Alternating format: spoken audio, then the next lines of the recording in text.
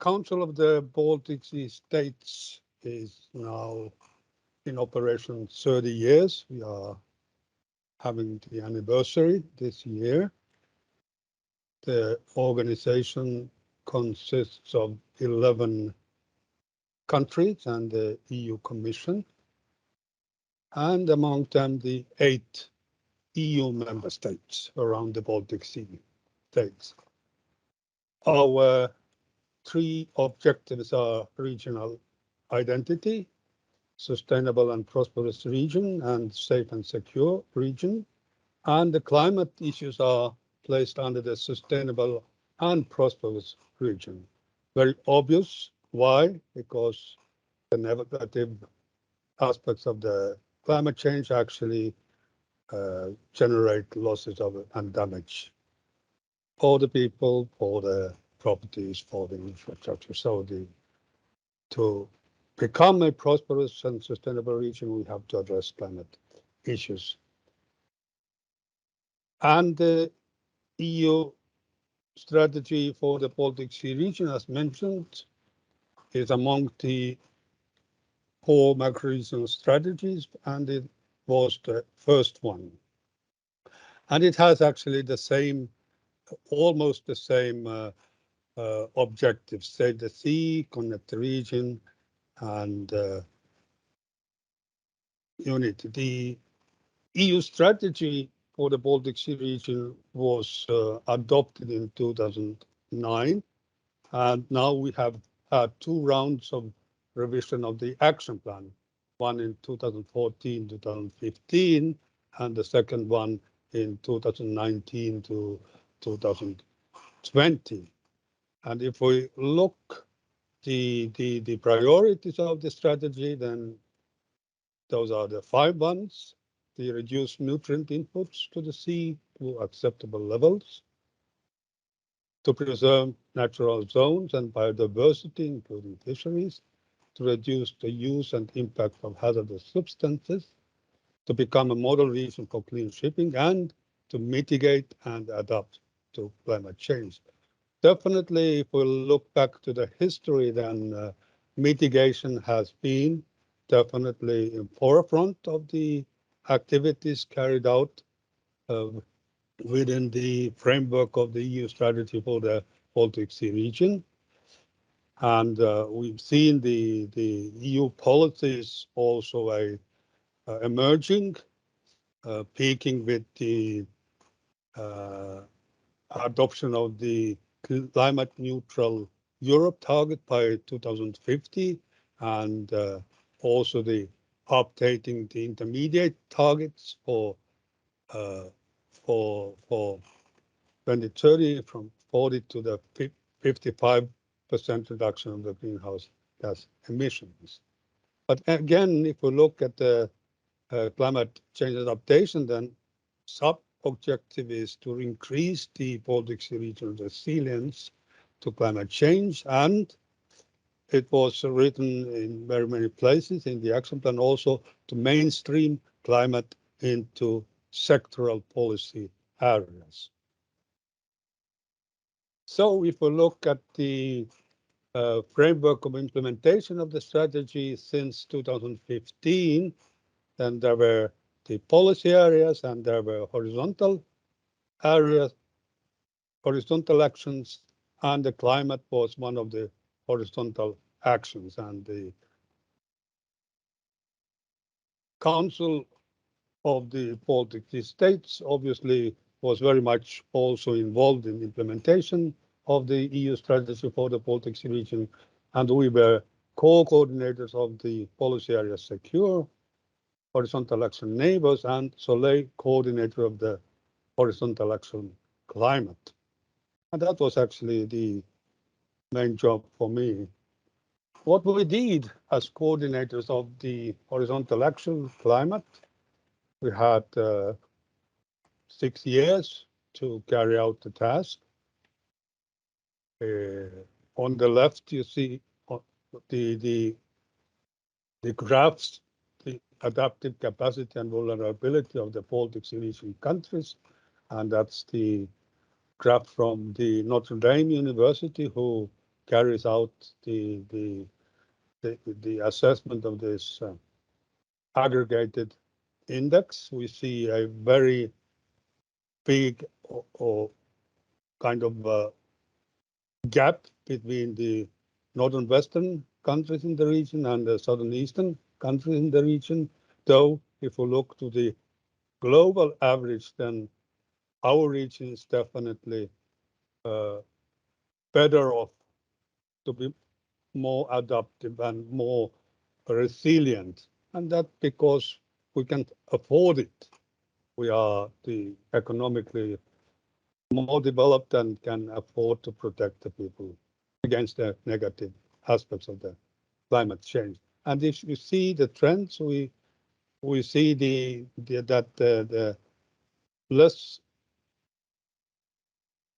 or the more vulnerable countries in the region actually are catching up, and we see a bit increase in that trend since the EU strategy for the Baltic Sea region started to take the climate adaptation more seriously since 2015 or 13.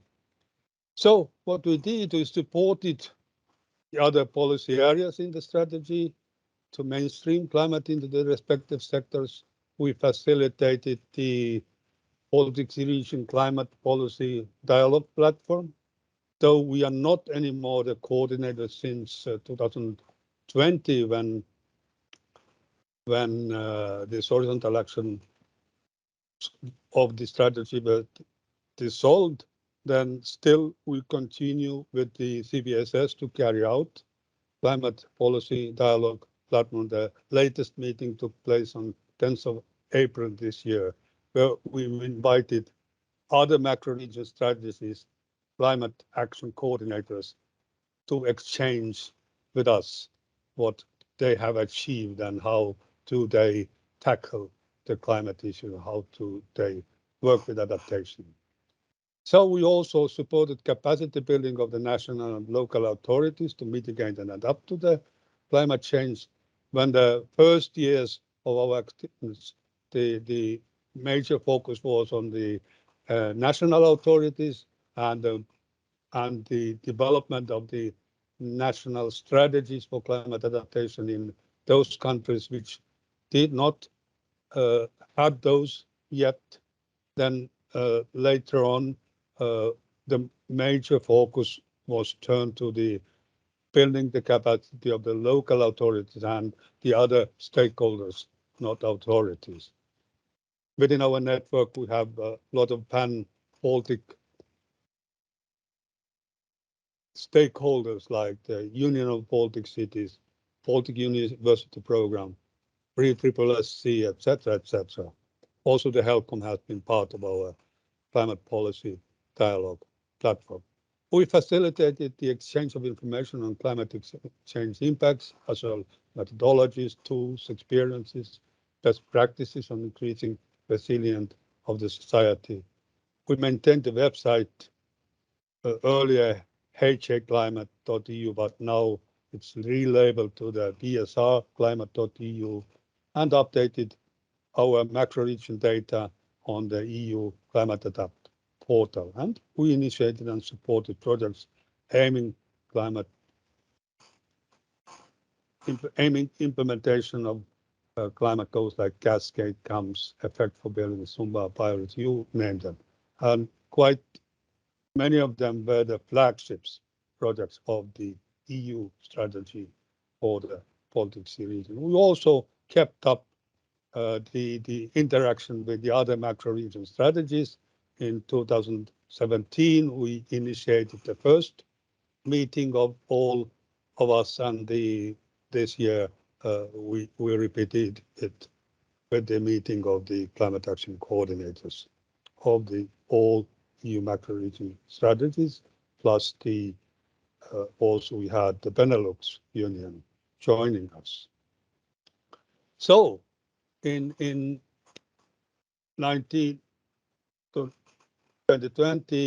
the action plan of the strategy was updated. It was adopted officially on the February 2021. And the revised action plan is more focused with 14 policy areas covering 44 actions and no horizontal actions like the climate. Climate change aspects are mainstreamed as essential elements into the all 14 policy areas. So I think that the work we did as coordinators of the horizontal climate actually yielded the mainstreaming. So I'm very happy of that. So integrating climate elements and the neighborhood elements into the policy areas ensures that they are properly considered, and it also allows the policy areas to tailor-make their implementation. Climate change adaptation and mitigation as well to cooperate within the neighboring non-EU countries, ways that are most efficient or relevant for each policy area because they are so different. It's just a picture of the status as it stood when the action plan was adopted in the end of 2020. As you see, the shape, transport, energy, spatial planning, secure, health, and bioeconomy were having a direct climate actions in nutri-hazards, innovation, a indirect climate actions, and the education, tourism, culture, and safety still are in the way to picking up the climate adaptation and developing relevant actions. But we see, like, for example, in the culture, the last November in Oslo Forum for Cultural Heritage, Council of the Baltic Sea Region, that was totally dedicated onto climate adaptation issues. So actually quite many policy area addressing the climate issues, even not labeling it as such.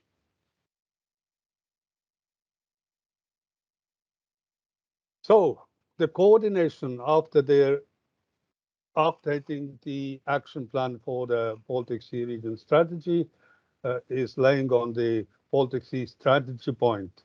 It's a function providing administrative and technical support for the management of the strategy and development and communication.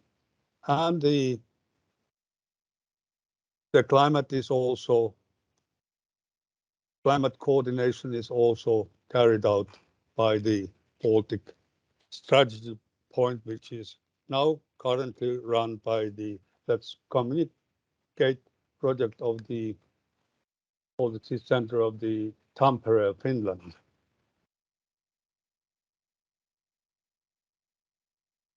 One must note that there is also not only the EU strategy for the Baltic Sea region covering the climate adaptation, but there is a special strategy for adaptation to the climate change in the Baltic Sea region, and also the relevant action plan. And it's the product of the Valdur project, and the strategy was adopted in 2013 by the final conference of the project. It has no official status. It's not adopted by any political organization, neither by the Council of the Baltic Sea States. But if we took the stock-taking exercise to see what is the status of implementation of the strategy and the action plan, then we saw that it's quite well actually taken up and implemented by the various stakeholders, including the CBSS or the other governmental organizations, intergovernmental organizations in the region like HELCOM, etc. The stocktaking report is available at the library section of the psrclimate.eu website. And also the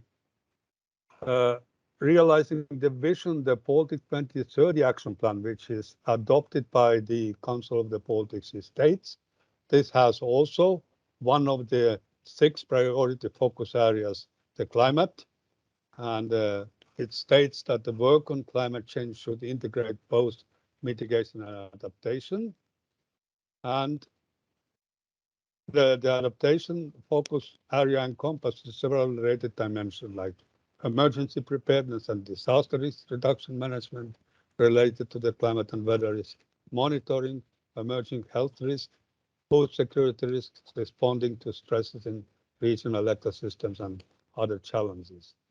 And the goal in this area is to mainstream climate change adaptation into all planning and development processes to strengthen resilience and infrastructure and society, support the implementation of the UN Sendai framework for disaster risk reduction in the Baltic Sea region. And the Cascade projects, my colleague Heidi is going to share with you insights is was specially designed to address those issues. So thank you.